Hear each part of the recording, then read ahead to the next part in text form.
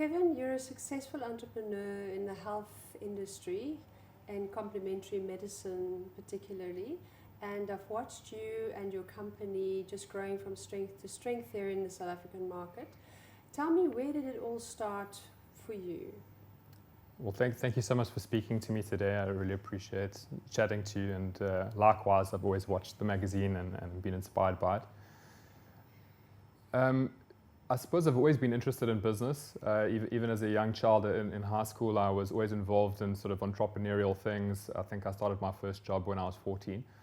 And so that was always something that I've been passionate about. And I was interested in sports nutrition initially when I was younger. And I worked within sports nutrition. And then met my wife, who was a nutritionist, who really educated me on health and sort of turned my understanding of everything around.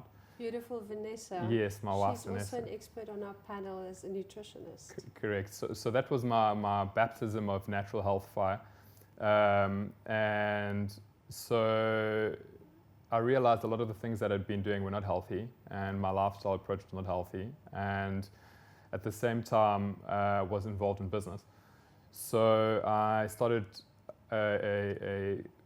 started working for a natural healthcare company. And my mom developed cancer, and during that time we were looking for things that could assist my mother. The company that I was working for was sold to a larger pharmaceutical company, and I never had an aspiration to be involved in that side of business, especially after understanding everything that I'd learned. And my mum was terminally ill with cancer. She had exhausted all options that she had with respect to oncology, and she had been given a short time left to live. And luckily for me, Vanessa discovered a substance called Sylvestrol, and that was just, for us, fortunate that we were in the healthcare industry and we understood what was available out there, and we started speaking to international experts in health. And they'd been using Sylvestrols successfully. Here in South Africa? No, in Europe. There was a nutritionist in the UK, and there was a doctor Verhulst, Geert Verhulst, who's actually been interviewed by the magazine before. And he had recommended, independently, they'd recommended the Sylvestrol substance.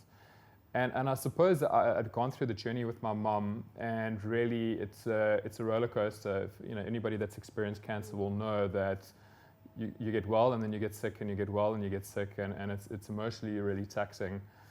And I suppose I'd gotten to a point where I thought, well, if all of these experts couldn't offer my mom anything, I guess in my mind I'd accepted that potentially my mom was going to pass. So you felt you had nothing left to lose? I had nothing left to lose, and also, I mean, understanding that we'd been using integrative protocols during that time. And I thought, well, we've tried everything, and I have to accept this is what's happening. And so we imported some Sylvestrol for my mum. And to be honest, I didn't put much hope on it, maybe because I didn't want to be disappointed. And my mum started using the Sylvestrol, and it had gotten to a point with my mum that I wanted to just have a good experience. And with my stepfather, who I'm very fond of, and we have a wonderful relationship, Howard. And I arranged for them to have a trip overseas together, part of because I thought that may be one of the last things that my mom does. Mm-hmm. And I guess in a way just to say thank you to them for everything they had done for me. And she was still able to fly? Yeah, so she was ill, but able to travel, and there was no other treatment options left for her. Right.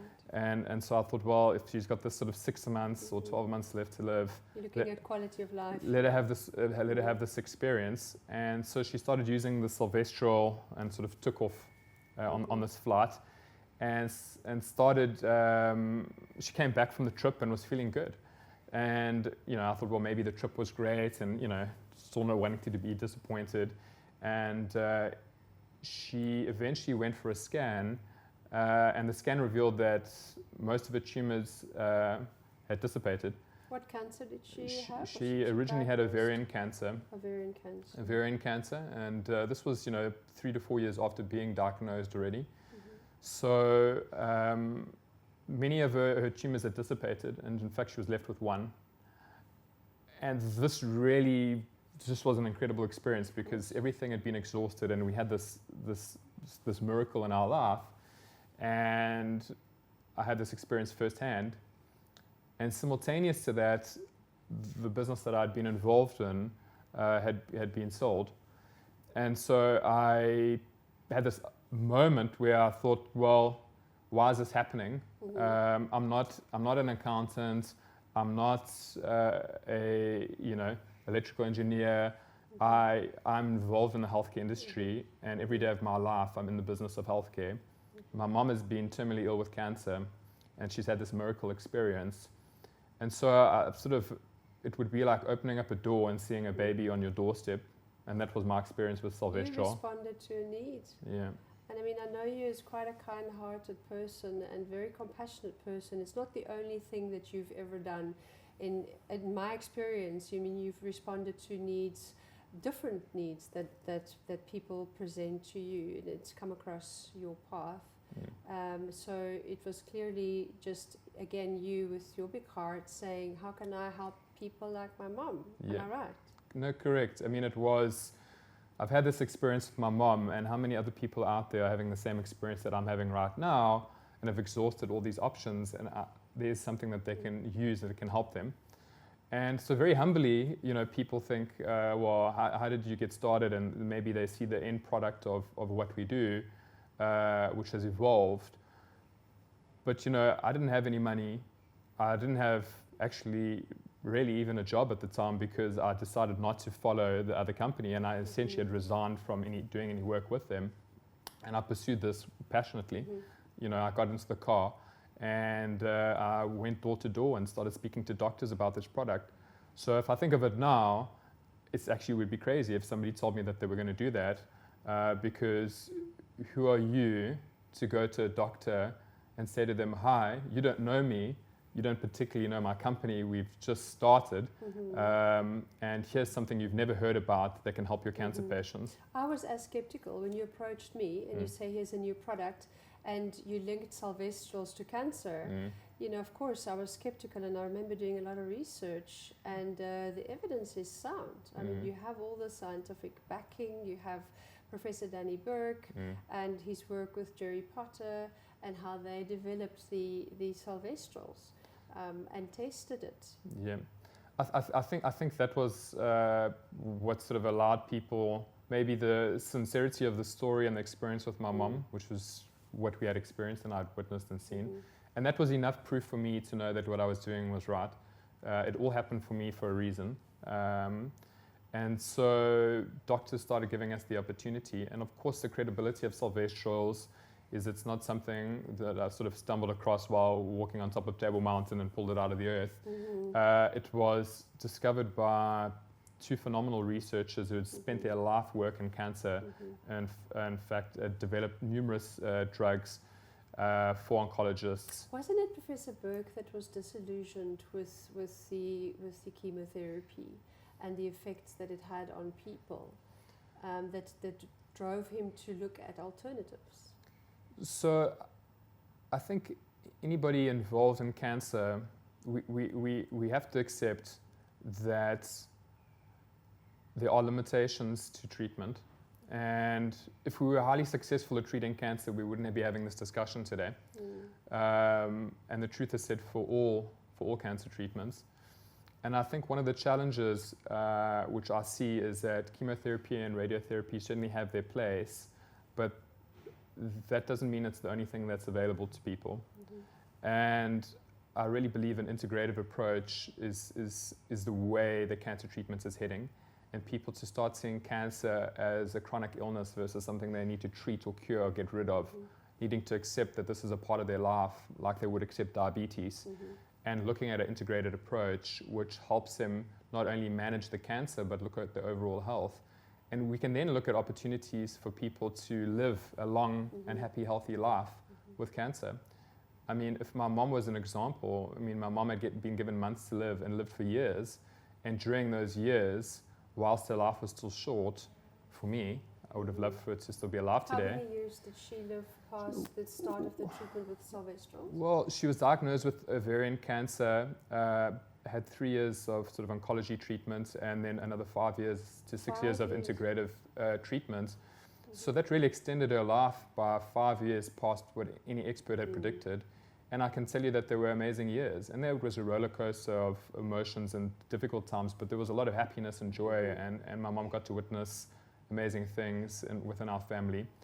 And so I'm forever grateful for that. So having that experience and knowing what's possible for other people, I wish to share that experience and opportunity for other people to have.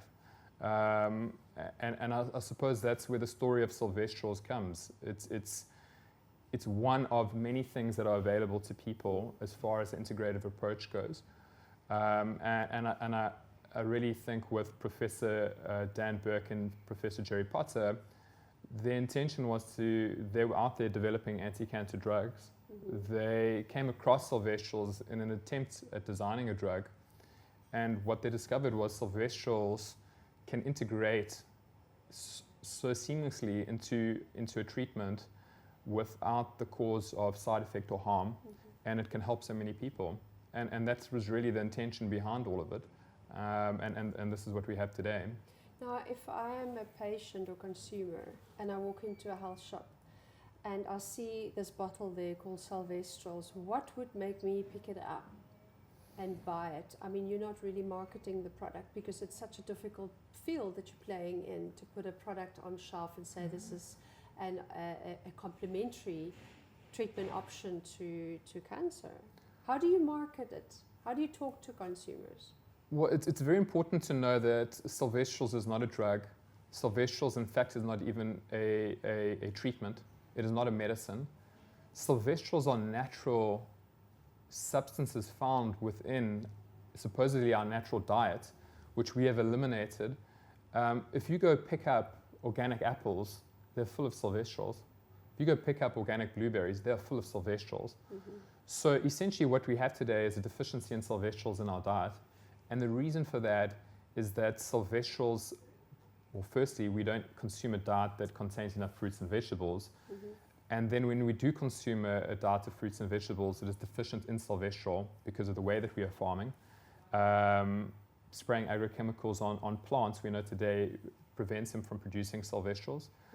Can I just elaborate on that? Because I think that's really interesting for our viewers, is that from my understanding, and please correct me if I'm wrong, but an organic plant has the Sylvestrols as part of its makeup, right? And it fights funguses and viruses and bacteria.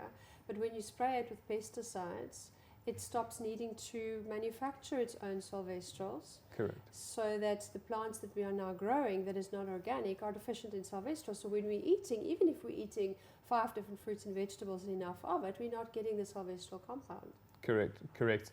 We're getting it to a much lesser degree. So, I mean, the challenge is that Sylvestrols are essentially deficient in our diet. And if they've estimated that we consume 1/10 of the Sylvestrols we did 100 years ago. So are Sylvestrols a treatment? No, they're part of correcting the natural deficiency which exists in our diet. And we know that through integrating them into a protocol, whether it be with chemotherapy or without chemotherapy, whatever the choice of that patient or person is, that Sylvestrols have benefits to people who are treating cancer. And this has been recognized throughout the world now. You know, we've had hundreds of thousands of people around the world using Sylvestrols as a part of their regime, treatment regime, to benefit. But that brings me back to the question. So how would a consumer know to ask for Sylvestrols? And when they see Sylvestrols on the shelf in a health shop, why would they reach for that? How are we getting this message across to people? It's through education. It's a difficult thing to do because we really need to educate people on their lifestyle. You know, people don't understand Sylvestrols, but they don't understand many things about their health with respect to nutrition, with respect to the lifestyle choices that they're making. And so the story of Sylvestrols is really allowing people to understand we need to get them back to eating natural diets, which are organic. And through doing so, if they were trying to prevent illnesses like cancer, they would have sufficient Sylvestrols in their diet to do so. The challenge is today is that, you know, once you've developed cancer, you need even more because your body and your health is being compromised. Okay. So food supplements, and it's when you speak of Sylvestrols, Sylvestrol is a food supplement. Around the world, it's available throughout Europe, Australia, Japan, the UK, and here in South Africa, and it is completely a food supplement. I think when wanting to prevent illness, we can do so through lifestyle modification, eating correctly, making the right choices. However, once we've gotten to a position where we have developed a disease or an illness, it becomes important to provide additional supplementation for people so that their bodies can recover. So of course things like preventing illness through ensuring that we don't have any deficiencies in vitamin D3, magnesium, all these types of things are important, but there's other substances that are out there that can help with disease also. So this takes me back to the time when probiotics were, discovered and made popular. It's just one of those things. It's like people didn't know about probiotics, now they do. People don't know about Sylvestrols, and hopefully over time they would. It's not your run-of-the-mill vitamin A, B, C, E. It is that plus phytonutricals such as Sylvestrols that the body requires. Correct. I think that if there's one thing that I've come to learn or accept is that we assume that we're highly intelligent, and we're not.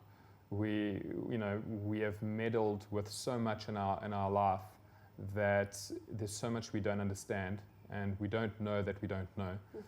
So we're going out there, and every day we're discovering new things, and we're discovering the importance. But what I've come to realize is going back to the way that we've evolved over millions of years on this planet, that nature provides the things that we need.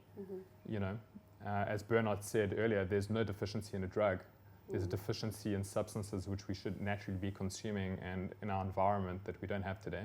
I'm going to ask you a few questions from a consumer's point of view. So let's say through an article or a video clip, they've come across the mention of Sylvestrols, and they have a tendency genetically to potentially develop cancer. When they take the product off the shelf, what would they do with it? Are you very clear on the packaging regarding dosages and potential drug-herb interaction and long-term use and the safety and the efficacy of Sylvestrols? So the first thing that's wonderful about Sylvestrols is that they're harmless, in the sense that you could consume large quantities of Sylvestrols. There are tribes in Africa who consume enormous amounts of Sylvestrols on a daily basis because they consume a particular plant profile which is very high in Sylvestrol, and they live happy, long, healthy lives with respect to their health. So Sylvestrols, by their very nature, are safe. We consume them. Our bodies are designed to consume them, and we've removed them. So throughout, if we had looked at 100 years ago, you would be consuming 10 times the amount of Sylvestrols that you consume today. So the safety profile is excellent. I would say that if a person were to discover they have cancer, or if they are at risk or are worried about cancer, more importantly than going into a shop and just buying a supplement off the shelf, they need to start taking responsibility for that. I really like that you say that. And we don't encourage people to just buy our products. We encourage people to deal with a practitioner, to go speak to a healthcare expert or practitioner that's involved in integrative medicine, a nutritionist or a doctor. So you're providing part of a solution. Exactly. We in fact, in most cases, from a business perspective, in most cases, we are actually telling people not to take our products before they've gotten the right advice to ensure that they've got that foundation correctly. Advice from? Well, right advice from an appropriate healthcare practitioner that understands these elements of health. For example, if we look at vitamin D3, it is such a basic substance. The deficiency levels are rough. We see most people being tested for vitamin D3 are deficient. Vitamin D3 is hugely connected to cancer and to your immune function.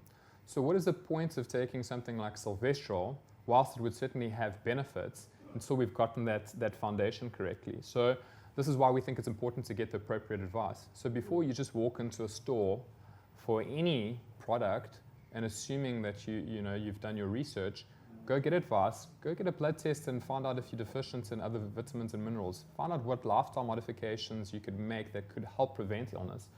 I mean, if you're eating junk food, you're not exercising, you're living in a toxic environment, or your stress levels and all of these things, if we're not addressing those issues first, it doesn't make Mhm. sense to even consider something like Sylvestrols. Mhm. I think we as people want to pop a pill and have Quick fix. convenience, quick fix, Mm. and say, oh well, I don't want to make lifestyle modifications. It's too complicated. I'm unhappy with, I'm happy living as I am. I just want to take this tablet. Mhm. For those people, I say, well, you will get benefits from supplements, but you will never get the full benefit, and you have a high potential of still developing a disease. Mhm. So we really need to take responsibility for our health and look at all the foundational things first. So with respect to the question on Sylvestrols, it's safe. But secondly, if you're really worried about cancer enough to want to go and take a supplement, I would firstly recommend that you look at the foundation and speak to a medical expert that can help you address that. So you can't overdo it. No. And you can take it when you're pregnant? Well, I wouldn't take it during pregnancy, but that's the rule of thumb for most products. There's very few women that would want to involve themselves in a clinical study during pregnancy to see if it has an effect on their baby. So, I mean, obviously, if you have cancer whilst you're pregnant, that's a very complicated situation, and then you need to deal with a medical expert on that. So you would rather go for a more natural way of getting the Sylvestrols in, as you said earlier, eating organic fruit and vegetables. Yeah, exactly. Look, in abundance. Yeah, that's a challenge for us today. I mean, we blessed in Cape Town. We have wonderful, resources here with respect to organic produce and even being delivered at home, and it's cost effective. So if you're in Cape Town, or even if you're not, you should have people should investigate that, looking at the right type of produce that they can get from farmers, local farmers, markets. There's so many markets popping up all over the country. That's the first port of call, and obviously that's still challenging.